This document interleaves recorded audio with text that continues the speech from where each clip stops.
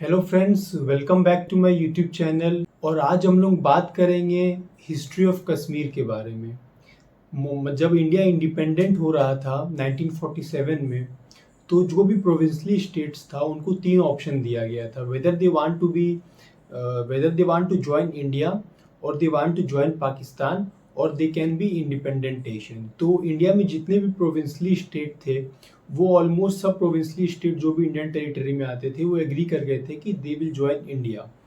लेकिन तीन प्रोविंशली स्टेट ऐसे थे जिनको जो चाहते थे कि वो खुद एक इंडिपेंडेंट नेशन की तरह काम करे। वो तीन स्टेट्स थे जम्मू एंड कश्मीर, हैदराबाद और जूनागढ़।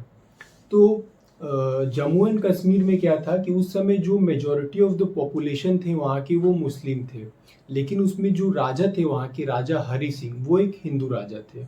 जबकि हैदराबाद और जूनागढ़ में मेजॉरिटी पॉपुलेशन हिंदू थे जबकि वहाँ के राजा मुस्लिम्स थे। तो पर्टिकुलरली आज हम इस वीडियो में कश्मीर के बारे में बात करेंगे और ये बात करेंगे कि क्यों कश्मीर विवादित रहा। कश्मीर के एक लीडर हुआ करते थे जिनका नाम था शेख अब्दुल्ला। वो नेशनल कॉन्फ्रेंस पार्टी को लीड कर रहे थे और उनका ये मानना था कि कश्मीर को एक डेमोक्रेटिक कंट्री की तरह काम करना चाहिए इंडिपेंडेंटली, और ना कि किसी राजा के अंडर रहना चाहिए। तो शेख अब्दुल्ला ने एक कैंपेन भी स्टार्ट किया था, क्विट कश्मीर मूवमेंट, जिसको किसी तरह राजा ने सप्रेस कर दिया था। वो इंडिपेंडेंस के जस्ट थोड़े दिन पहले का ये बात है।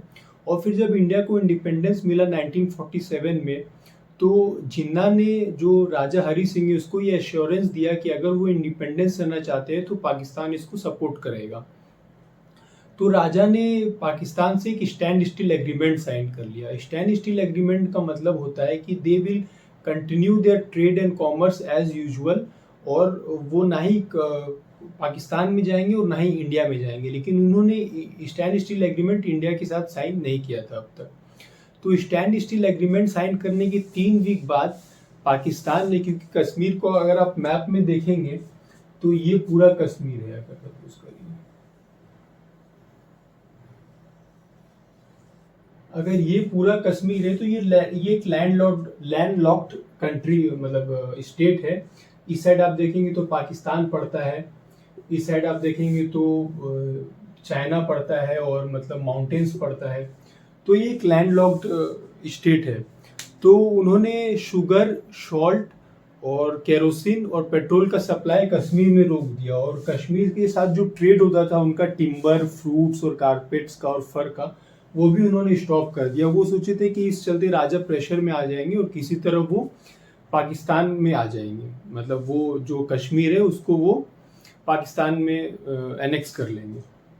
लेकिन फिर उसके 3 वीक बाद फिर और वजारिस्तान के ट्राइब्स जो थे, अराउंड 20,000 ट्राइब्स थे, और उनको 2,000 के करके 10 ग्रुप में बांटा गया था, जो कि पाकिस्तान आर्मी लीड कर रहे थे। और पाकिस्तान वालों ने फिर क्या किया, इस रीजन में अटैक कर दिया, गिलगिट बाल्टिस्तान और ये आज़ाद कश्मीर वाला रीजन पे अटैक कर दिया। तो जब अटैक हुआ तो फिर राजा उस समय घबरा गए और फिर उस समय उन्होंने नेहरू से हेल्प मांगा, मतलब जो हमारे प्राइम मिनिस्टर थे, former prime minister Nehru ji, उनसे उन्होंने हेल्प मांगा। तो नेहरू जी ने बोला कि वो तभी उनको सपोर्ट करेंगे जब वो एक इंस्ट्रूमेंट ऑफ एक्सेशन साइन कर लेंगे कि वो इंडिया में आके कश्मीर जो है इंडिया के साथ रहना चाहता है। तो राजा और शेख अब्दुल्ला जाके इंस्ट्रूमेंट ऑफ एक्सेशन साइन कर लेते हैं, और इसी के साथ जो कश्मीर का एडमिनिस्ट्रेशन पावर है वो शेख अब्दुल्ला को दे दिया जाता है। तो जो इंस्ट्रूमेंट ऑफ एक्सेशन है वो 26 अक्टूबर 1947 को उन्होंने साइन किया था, और उसके जस्ट अगले दिन 27 अक्टूबर को जो इंडियन आर्मी है वो पहुंच जाते हैं कश्मीर। यहाँ मैं कश्मीर बोल रहा हूँ, इसका मतलब है पूरा जम्मू एंड कश्मीर। पहले ये जो बॉर्डर्स पे बनाया, पहले ये पूरा पहले जम्मू एंड कश्मीर हुआ करता था। उसके बाद ये डिवाइड हुआ कैसे कैसे, वो मैं आपको थोड़ी देर बाद बताऊंगा। तो 27 अक्टूबर 1947 को जब इंडियन आर्मी पहुंच जाते हैं तो वहाँ पे इन दोनों के बीच वार स्टार्ट हो जाता है, ये वाले रीजन पे, जिस रीजन पे उन्होंने अटैक किया था।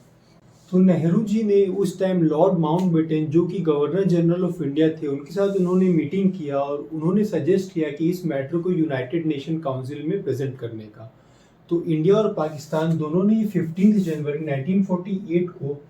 1948 में अपने मैटर्स को प्रेजेंट किया यूनाइटेड, और 21 अप्रैल 1948 को United Nations of security council ने 3 स्टेप्स बताए इस मैटर को रिजॉल्व करने के लिए। उन्होंने बताया कि सबसे पहले जो भी पाकिस्तान के आर्मी या जो भी ट्राइबल पीपल इस रीजन पे आ गए थे उनको वापस जाना पड़ेगा पाकिस्तान।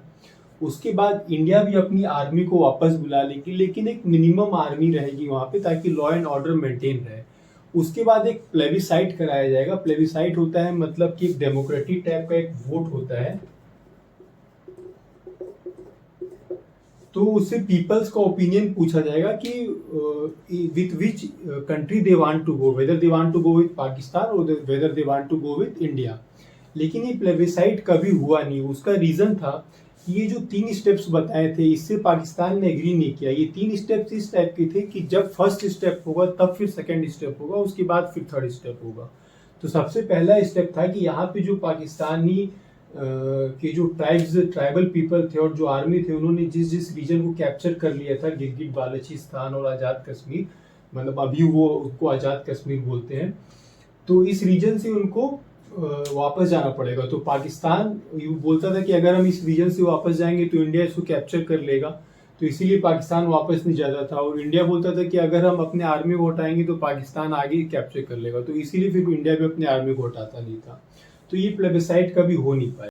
लेकिन क्या हुआ कि नेहरू जी तो जानते थे कि इस सिचुएशन पे, क्योंकि इंडिया जस्ट इंडिपेंडेंट हुआ था, तो इंडिया का इकोनॉमी उतना स्ट्रांग नहीं था या पाकिस्तान का भी इकोनॉमी इतना स्ट्रांग नहीं था। तो 1 जनवरी 1949 को सीज फायर डिक्लेयर कर दिया गया। 1 जनवरी 1949 को सीज फायर डिक्लेयर कर दिया गया। इसमें ये था कि अभी कोई भी फायर नहीं करेगा, लेकिन किसी भी टाइप का पीस एग्रीमेंट अभी तक साइन नहीं हुआ था। तो सीज फायर डिक्लेयर हुआ, वही जाके बाद में लाइन ऑफ कंट्रोल बना, और तब तक इंडियन आर्मी ने लद्दाख, जम्मू और कश्मीर के काफ़ी पार्ट्स को डिफेंड कर लिया था। ऑलमोस्ट 70% ऑफ द एरिया जो है वो इंडिया के अंदर आ चुका था। तब तक इंडियन आर्मी ने सक्सेसफुली डिफेंड कर लिया था। जो लाइन ऑफ कंट्रोल बना वो हम आपको मैप में समझाते हैं अब। तो जब सीज फायर हुआ था तो इंडियन आर्मी ने इस एरिया को सक्सेसफुली डिफेंड कर लिया था। ये जो मैं बॉर्डर्स बना रहा हूँ अभी रेड से, इस एरिया को इंडियन आर्मी ने सक्सेसफुली डिफेंड कर लिया था। तो लेकिन इस एरिया में भी एक पार्ट, ये वाला पार्ट जो है, इसको जब इंडो चाइना वार हुआ था 1962 में, तो इस एरिया को चाइना ने कैप्चर कर लिया था। तो इस एरिया को हम लोग बोलते हैं एक्साई चीन।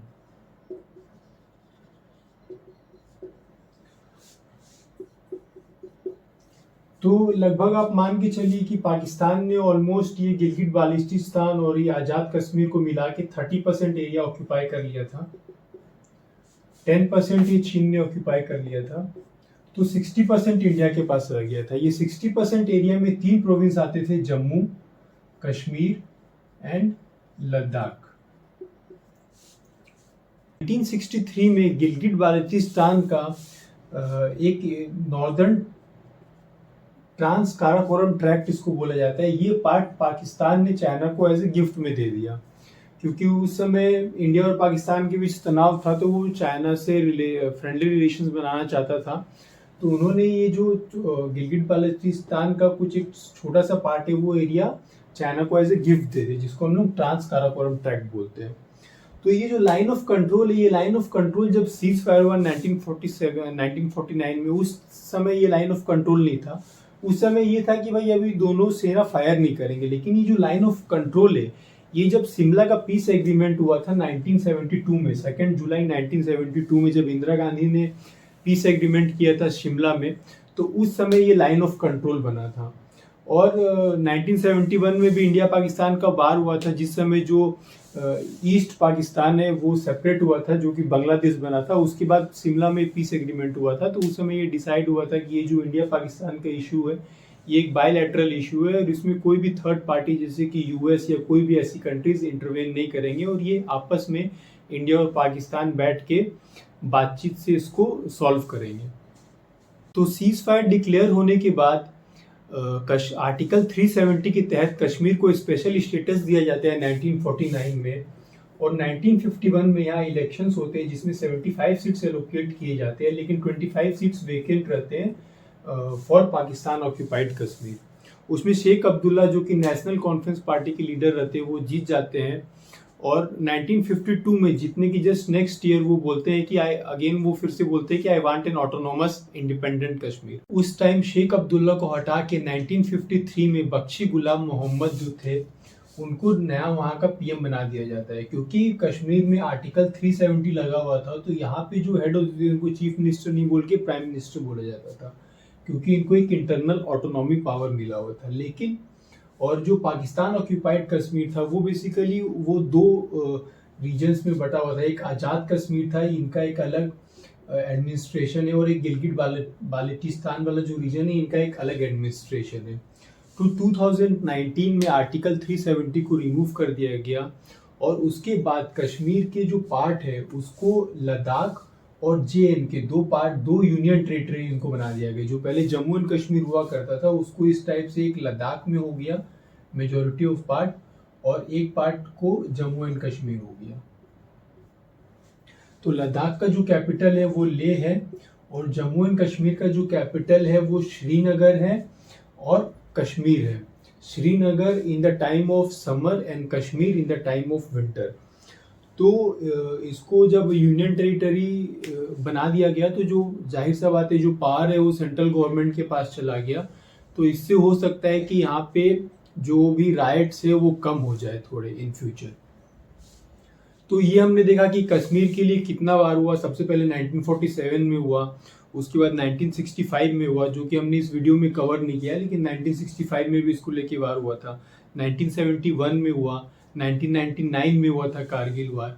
तो इतने सारे वार सिर्फ एक कश्मीर को लेके हुआ था, जो कि एक डिस्प्यूटेड टेरिटरी रहा था ड्यूरिंग इंडिपेंडेंस। तो इस वीडियो के लिए बस इतना ही। आने वाली वीडियोस में हम इसी टाइप के और टॉपिक्स लेके आपके पास आएंगे। तब तक के लिए अपना ध्यान रखिए और शुक्रिया।